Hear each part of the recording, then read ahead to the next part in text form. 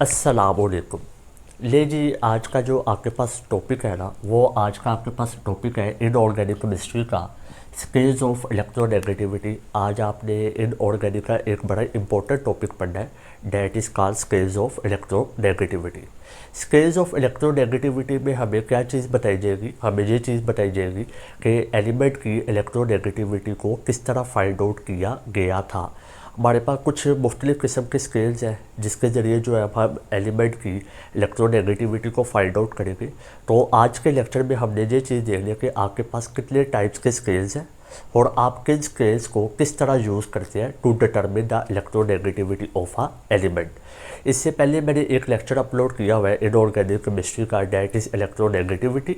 उस इलेक्ट्रोनेगेटिविटी के भी में मैंने आपको डेफिनेशन और फैक्टर्स अफेक्टिंग द इलेक्ट्रोनेगेटिविटी सारा समझा दिया हुआ है। उस लेक्चर के भी में मैंने आपको इलेक्ट्रोनेगेटिविटी का एक बैकग्राउंड तैयार कर दिया है जिसको देखना आपके लिए बहुत ज़रूरी है। सबसे पहले आपको इलेक्ट्रोनेगेटिविटी के बारे में पता होना चाहिए, फिर आप इस लेक्चर के ऊपर आए। आज के लेक्चर में हमने क्या चीज़ सीखनी है कि how to determine the electronegativity of a element. चलिए शुरू करते हैं। ले जी, there are various types of scales have been devised to measure the electronegativity of elements. वो कहते हैं जी, आपके पास इलेक्ट्रोनेगेटिविटी फाइंड आउट करने के लिए ना बहुत ज़्यादा स्केल्स हैं। ठीक है जी, आपके पास सिर्फ एक स्केल नहीं है, काफ़ी ज़्यादा स्केल है। मुख्तलिफ साइंटिस्ट ने अपने अपने लिहाज से एक स्केल दिया था जिसकी मदद से जो है हम एलिमेंट की इलेक्ट्रोनेगेटिविटी को फाइंड आउट कर सकते हैं। ले जी, सबसे पहले जो है ना हम उन स्केल्स की करेक्टरिस्टिक्स के बारे में पढ़ लेते हैं। ले जी, देखते हैं उन स्केल्स की क्या करेक्टरिस्टिक्स है, क्या खसूसियत है। सबसे पहली बात तो आपने ये याद रखनी है कि उस स्केल की करेक्टरिस्टिक्स ये है, दे आर आर्बिट्रेरी। आर्बिट्रेरी का मतलब ये होता है कि वो सारे के सारे स्केल्स सिर्फ आपके पास फर्जी स्केल है। यानी कि आपके पास मुख्तलिफ साइंटिस्ट आते थे, वो अपने लिहाज से कहते थे कि अगर आपने किसी एलिमेंट की इलेक्ट्रोनेगेटिविटी फाइंड आउट करनी हो तो आप इस तरीके से फाइंड आउट करें। फिर एक और साइंटिस्ट आता था, वो कहता था अगर आपने इलेक्ट्रोनेगेटिविटी फाइंड आउट करनी हो किसी एलिमेंट की तो आप इस तरीके से फाइंड आउट करें। वो जो सारे के सारे स्केल्स हैं ना, वो आपके पास सारे के सारे स्केल्स आर्बिट्रेरी है, फर्जी है। इसका मतलब ये है कि उन स्केल से जो इलेक्ट्रोनेगेटिविटी वैल्यूज़ फाइंड आउट होगी वो भी आर्बिट्रेरी होगी, वो भी फर्जी होगी। क्लियर होगी बात। दूसरी आपके पास करेक्टरिस्टिक्स ये है कि आपके पास जितने भी स्केल्स हैं ना, वो सारे के सारे एक्सपेरिमेंटल डाटा पे डिपेंड करते हैं। ठीक है जी, वो सारे के सारे एक्सपेरिमेंटल डाटा कौन से होते हैं मैं वन बाय वन आपके सामने बताता हूँ कि यानी कि जो भी आपके पास स्केल है वो एक्सपेरिमेंटल डाटा पे डिपेंड करता है। जैसा कि कोई स्केल आपके पास बॉन्ड एनर्जी पे डिपेंड करता होगा। ठीक है जी, यानी कि कोई एक ऐसा स्केल होगा जिसके भी में हम बॉन्ड एनर्जी के लिहाज से इलेक्ट्रोनेगेटिविटी बताया करेंगे। कोई स्केल ऐसा होगा कि जिसके भी में हम डाइपोल मोमेंट के लिहाज से इलेक्ट्रोनेगेटिविटी को बताया करेंगे। ठीक है जी, कुछ स्केल ऐसे होते हैं जिसके भी में हम आयनाइजेशन एनर्जी के लिहाज से इलेक्ट्रोनेगेटिविटी बताते होते हैं, और कुछ स्केल्स ऐसे होते हैं जिसके भी में हम किसके मदद से बताते होते हैं, हम इलेक्ट्रॉन एफिनिटी की मदद से इलेक्ट्रोनेगेटिविटी बताते होते हैं। तो पहला करेक्टरिस्टिक्स ये होगा उस केस के बारे में कि वो सारे के सारे आर्बिट्रेरी है, फर्जी है। और वो कैसे फ़र्जी है? क्योंकि हर साइंटिस्ट ने अपने अपने लिहाज से इलेक्ट्रोनेगेटिविटी फाइंड आउट करने का तरीका बताया हुआ है। वो जितने भी स्केल्स हैं वो किसी ना किसी एक्सपेरिमेंटल डाटा पे डिपेंड कर रहे होते हैं। कौन से एक्सपेरिमेंटल डाटा? बॉन्ड एनर्जी पे कुछ स्केल्स डिपेंड कर रहे होते हैं, यानी कि कुछ स्केल्स ऐसे होते हैं जिसके भी में इलेक्ट्रोनेगेटिविटी फाइंड आउट की गई है with the help of bond energy. कुछ स्केल्स ऐसे हैं जिसके भी में इलेक्ट्रोनेगेटिविटी फाइंड आउट की गई है with the help of dipole moment. कुछ स्केल ऐसे है जिसके भी में इलेक्ट्रोनेगेटिविटी फाइंड आउट की गई है with the help of ionisation energy, और कुछ में with the help of electron affinity electronegativity find out की गई है। ले जी, आपके पास जो सबसे कॉमन स्केल है ना, जो आप पढ़ते होते हैं, जो सबसे मोस्ट कॉमन स्केल्स है वो आपके पास कौन कौन से है उसको मैं बता देता हूँ। आपके पास जो सबसे पहला स्केल है वो आपके पास होता है एल पाउलिंग स्केल। ये एक साइंटिस्ट था, उस साइंटिस्ट ने इलेक्ट्रोनेगेटिविटी फाइंड आउट करने का एक तरीका बताया था, एक स्केल दिया था। उस स्केल को हम कहते होते हैं एल पाउलिंग स्केल। स्केल का मतलब है कि एलिमेंट की इलेक्ट्रोनेगेटिविटी कितनी है। ठीक है जी। ये एल पाउलिंग ने जो स्केल दिया था 1932 में इसने ये स्केल दिया था। उसके बाद आपके पास एक और स्केल है जिसका नाम होता है जी आपके पास मोलिकन स्केल्स। ठीक है जी। मोलिकन एक साइंटिस्ट था जिसने अपना एक स्केल दिया था। उसके भी में उसने बताया था कि अगर आपने किसी एलिमेंट की इलेक्ट्रोनेगेटिविटी फाइंड आउट करनी हो तो आप इस तरीके से फाइंड आउट करें। वो उसका अपना एक तरीका था जिसको हम डिस्कस करेंगे। ये तरीका उसने कब दिया था, ये मेथड उसने कब दिया था, 1934 में उसने दिया था। ठीक है जी। उसके बाद आपके पास एक और स्केल है that is called Sanderson scales. ठीक है जी। ये सैंडरसन एक साइंटिस्ट था, उसने भी एक स्केल दिया था। उसने कहा था अगर आपने इलेक्ट्रोनेगेटिविटी फाइंड आउट करनी हो किसी भी एलिमेंट की तो इस तरीके से फाइंड आउट करें। तो सैंडरसन स्केल भी एक है आपके पास। वो कब आया था, वो 1955 में उसने पेश किया था। उसके बाद आपके पास एक और स्केल है, उसको हम कहते होते हैं Allred and Rochow scales. Allred and Rochow scale. ये भी दो साइंटिस्ट थे जिन्होंने स्केल दिया था इलेक्ट्रोनेगेटिविटी फाइंड आउट करने का। और वो स्केल उन्होंने कब दिया था, वो उन्होंने दिया था 1958 में उन्होंने ये स्केल दिया था to determine the electronegativity of element. ठीक है जी।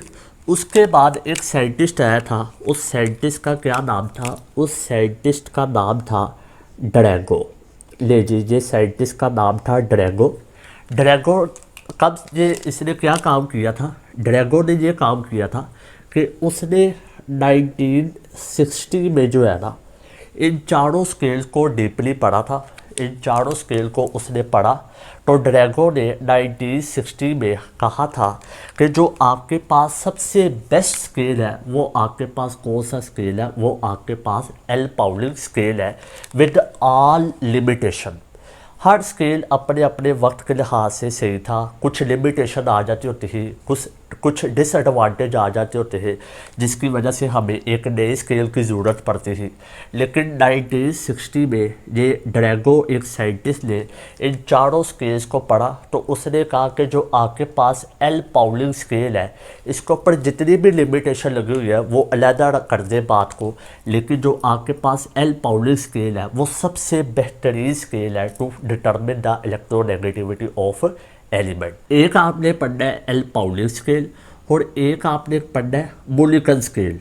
आपके जो पंजाब यूनिवर्सिटी का कोर्स कंटेंट है उसके भी में इन दो स्केल्स का डिस्कशन हुई है कि आपने इन दो स्केल्स को पढ़ना है, इन दो स्केल्स को नहीं पढ़ना। हालांकि आपके इनऑर्गेनिक केमिस्ट्री में इन दो स्केल्स का भी जिक्र हुआ होता है और इसको डिफाइन भी किया होता है और इनका तरीकाकार भी बताया हुआ है कि किस तरह फाइंड आउट किया जाता है।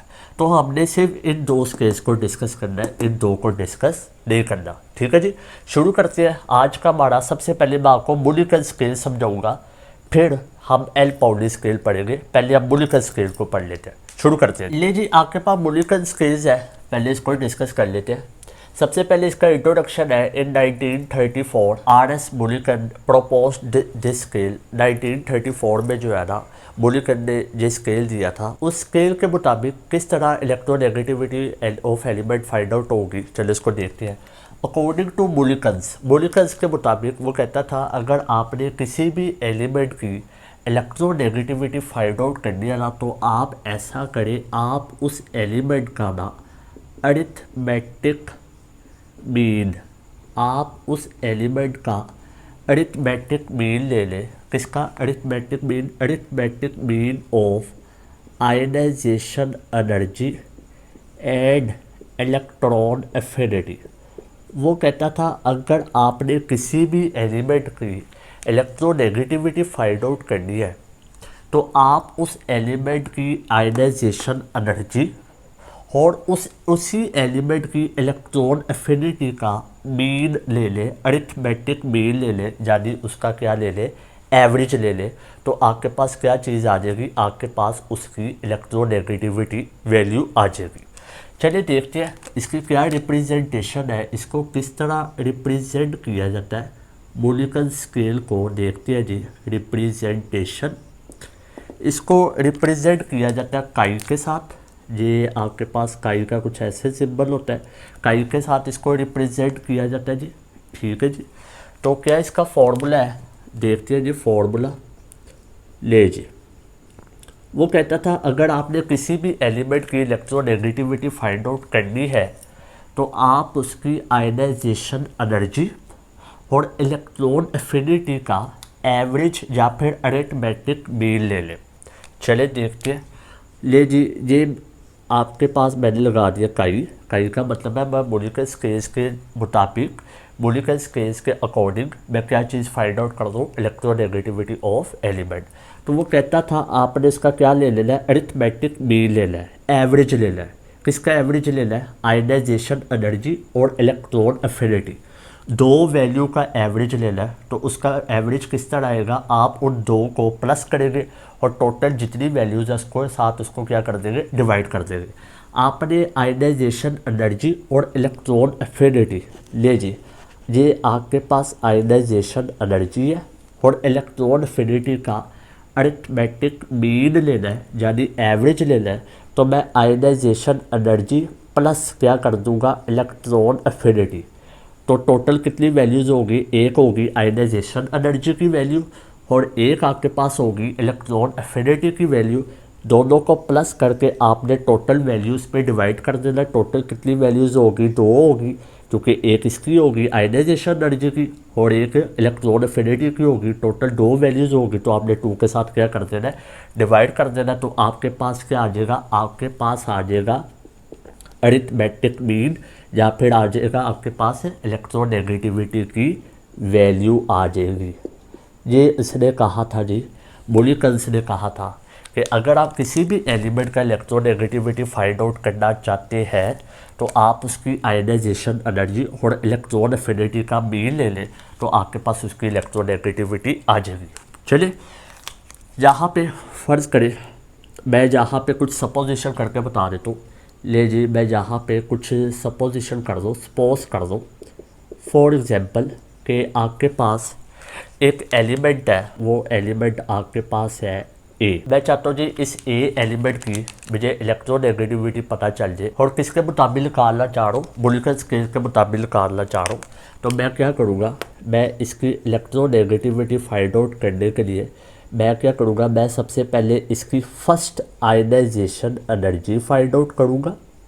ठीक है जी, फिर मैं उसकी इलेक्ट्रॉन एफिनिटी फाइंड आउट करूँगा। First electron affinity, first ionization energy और फर्स्ट ही इलेक्ट्रॉन एफिनिटी, दोनों को प्लस कर कर मैं दोनों पे किस पे डिवाइड कर दूँगा, 2 पे डिवाइड कर दूँगा। इसका मतलब ये है कि आप उसका एवरेज फाइंड आउट कर दें। तो जो आपके पास एवरेज की वैल्यू आएगी वो उस एलिमेंट की क्या होगी, इलेक्ट्रोनेगेटिविटी होगी। एलिमेंट ए की इलेक्ट्रोनेगेटिविटी आपके पास आ जाएगी। ठीक होगी बात। तो ये फॉर्मूला जी कि आपने आयनाइजेशन एनर्जी और इलेक्ट्रॉन एफिनिटी को प्लस कर कर 2 पे डिवाइड करना है। तो इसका मतलब है आप उसका मीन निकाल रहे हैं और कौन सा मीन, अरिथमेटिक मीन निकाल रहे हैं। तो वो जो आपके पास आंसर आएगा वो आंसर आपके पास क्या होगा, इलेक्ट्रोनेगेटिविटी ऑफ पर्टिकुलर एलिमेंट होगी। ठीक होगी बात। ये वाला फार्मूला जो है ना, जो आपने ये वाला फार्मूला यूज़ किया है, ये पहला फार्मूला आपके पास, ये फार्मूला तब यूज़ होगा जब आपके पास आयनाइजेशन एनर्जी और आपके पास इलेक्ट्रॉन एफिनिटी किस में होगी, ये होगी किलो जूल पर मोल में होगी। तब आपने ये वाला फार्मूला यूज़ करना है।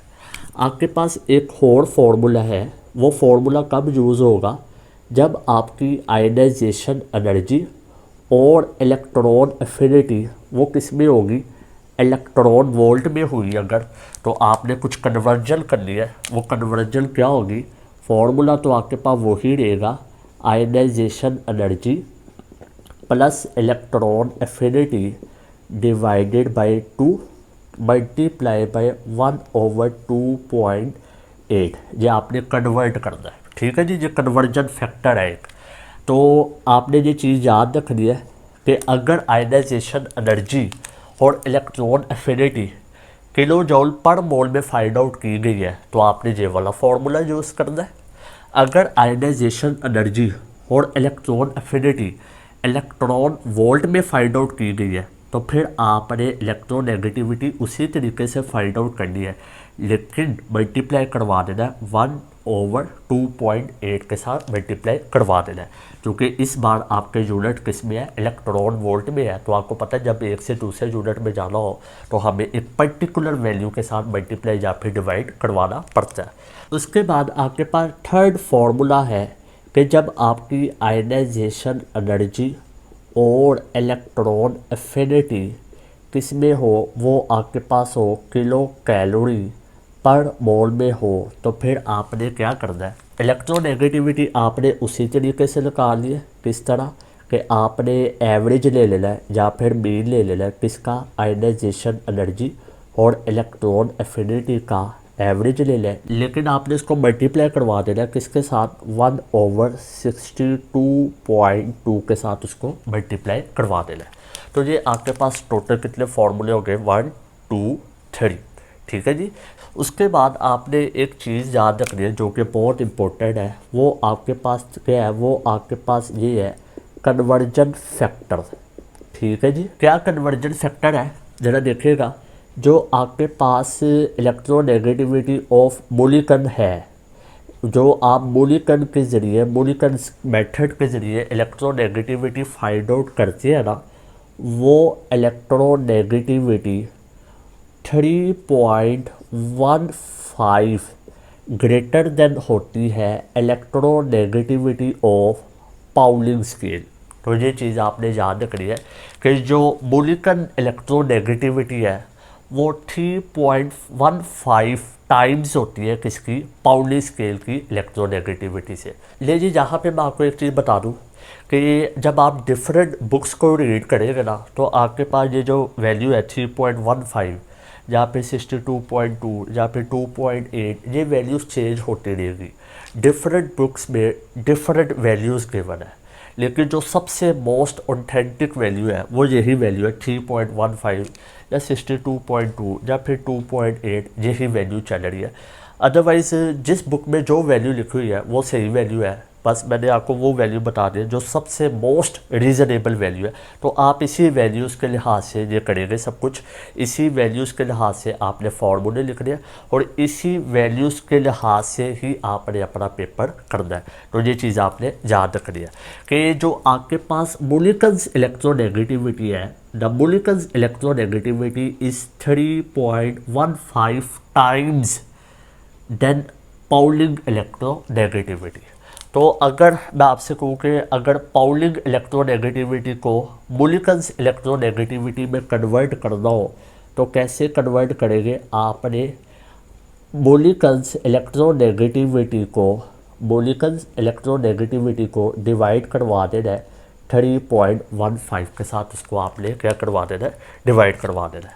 तो जो आपके पास यहाँ पे 3.15 है उसको हम क्या कहते होते हैं, adjustment factor, scale adjustment factor. यानी कि अगर आपने पाउली स्केल से मूलिकन स्केल में जाना हो या मूलिकन स्केल से पाउली स्केल में जाना हो तो फिर हम उसमें 3.15 का क्या करते होते हैं, एडजस्टमेंट करते होते हैं, उसको अरेंज करते होते हैं। क्लियर होगी बात। लीजिए आगे आपके पास मूलिकन्स का एडवांटेज है, एक बहुत अच्छा है इसका एडवांटेज है। वो क्या एडवांटेज है, इलेक्ट्रोनेगेटिविटी ऑफ हाइब्रिडाइजेशन। अगर किसी एलिमेंट ने हाइब्रिडाइजेशन की हुई है, आपको पता है sp3 sp2 sp हाइब्रिडाइजेशन होती है, जिस तरह carbon sp3 sp2 sp hybridisation करता है। तो अगर किसी एलिमेंट ने हाइब्रिडाइजेशन की हुई है तो उसकी हाइब्रिडाइजेशन स्टेट में अगर आपने इलेक्ट्रोनेगेटिविटी फाइंड आउट करनी हो तो मूलिकन स्केल से हम उसको फाइंड आउट कर लेते होते हैं। जिस तरह आपके पास जब कार्बन ने sp3 हाइब्रिडाइजेशन की हो तो उसकी इलेक्ट्रोनेगेटिविटी होती है 2.5, ठीक है जी। जिस तरह कार्बन ने sp2 हाइब्रिडाइजेशन की हो तो उसकी इलेक्ट्रोनेगेटिविटी होती है 2.75, जिस तरह कार्बन ने sp हाइब्रिडाइजेशन की हो तो उसकी इलेक्ट्रोनेगेटिविटी होती है 3.3 होती है। तो हाइब्रिडाइजेशन की वजह से इलेक्ट्रोनेगेटिविटी को काफ़ी इफेक्ट होता है। ये मैंने इलेक्ट्रोनेगेटिविटी वाले टॉपिक में लेक्चर में बता चुका हूँ। तो अगर आपने हाइब्रिडाइजेशन में किसी एटम की इलेक्ट्रोनेगेटिविटी फाइंड आउट करनी हो तो वो हम फाइंड आउट करते हैं with the help of molecular scale. अगर आपने किसी एटॉमिक चार्ज की इलेक्ट्रोनेगेटिविटी फाइंड आउट करनी हो तो वो भी हम फाइंड आउट करते होते हैं with the help of molecular scale. जैसा कि आपने पढ़ा हुआ है कि अगर आपके पास आयरन हो तो आयरन की न्यूट्रल स्टेट में इलेक्ट्रोनेगेटिविटी होती है 1.8। तो अगर इसी आयरन के ऊपर चार्ज आ जाए तो इसकी इलेक्ट्रोनेगेटिविटी होती है 1.83 होती है। तो अगर आपने किसी एटॉमिक चार्ज की इलेक्ट्रोनेगेटिविटी फाइंड आउट करनी हो तो वो हम with the help of molecular scale find out कर सकते हैं। ये इसका सबसे बिगेस्ट एडवांटेज है। तो जहाँ पे इसका एक डिसएडवांटेज है, वो डिसएडवांटेज क्या है? वो डिसएडवांटेज ये है कि electron affinities are known only a few elements. जब 1934 में बुलिकन में अपना इलेक्ट्रोनेगेटिविटी स्केल दिया था, इलेक्ट्रोनेगेटिविटी फाइंड आउट करने का तरीका बताया था कि उसने कहा था आप एवरेज ले लें, आप मीन ले लें किसका आयनाइजेशन एनर्जी और इलेक्ट्रॉन एफिनिटी। कौन सी ionization energy? First ionization energy. और कौन सी electron affinity? First electron affinity. तो आप उसका एवरेज ले लें तो आपको इलेक्ट्रोनेगेटिविटी पता चल जाएगी। तो तब के 1934 में एट दैट टाइम हमारे पास कुछ एलिमेंट्स की इलेक्ट्रॉन एफिनिटी वैल्यूज़ पता थी और कुछ एलिमेंट्स की हमें इलेक्ट्रॉन एफिनिटीज़ वैल्यू नहीं पता थी। यही वजह थी कि मोलिकुलर स्केल के बाद हमारे पास कुछ और स्केल्स भी आ गए थे, सैंडरसन स्केल भी आ गए थे और एलरेड और रोचो स्केल्स भी हमारे पास आ गए थे। वो किस वजह से? इस डिसएडवांटेज की वजह से। एनीहाउ आपके कोर्स कंटेंट में सिर्फ 2 स्केल्स को मेंशन किया हुआ है, एक एल पाउलिंग स्केल है और एक आपके पास मोलिकुलर स्केल है। तो आज का जो आपका टॉपिक है वो मोलिकुलर स्केल तक कंप्लीट हो चुका हुआ है। इंशाल्लाह हम अगले लेक्चर में एल पाउलिंग स्केल को डिस्कस करेंगे। अगर आपको कोई प्रॉब्लम हो तो आप फेसबुक के पेज पे या फिर नीचे कमेंट सेक्शन में पूछ सकते हैं। तो अगले लेक्चर में इंशाल्लाह हम एल पाउलिंग स्केल को डिस्कस करेंगे। तब तक के लिए अपना ख्याल रखिएगा। अल्लाह हाफिज़।